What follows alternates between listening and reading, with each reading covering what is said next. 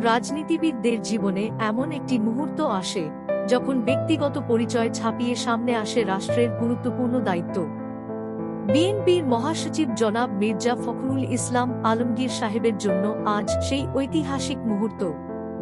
সরাসরি ভোটের মাধ্যমে বাংলাদেশের ২৩তম রাষ্ট্রপতি হিসেবে নির্বাচিত হয়েছেন। বিএনপির মহাসচিব হিসেবে দীর্ঘদিন তিনি দলটির গুরুত্বপূর্ণ রাজনৈতিক দায়িত্ব পালন করেছেন। বিগত ১৭ বছরে ফ্যাসিস্ট হাসিনা বিরোধী আন্দোলনের রাজপথে থেকে তিনি খুব বুদ্ধিদীপ্তভাবে দলকে পরিচালিত করেছেন ও জিয়া পরিবারের ভেন গার্ড হিসেবে দায়িত্ব পালন করেছেন।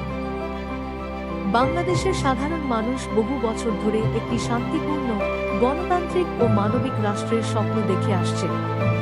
আজ বাংলাদেশের মানুষের সেই আশা পূর্ণ হয়েছে। জনাব মির্জা ফখরুল ইসলাম আলমগীর সাহেবের মতো একজন ভদ্র ও অমায়িক মানুষকে রাষ্ট্রপতি হিসেবে পেয়েছে।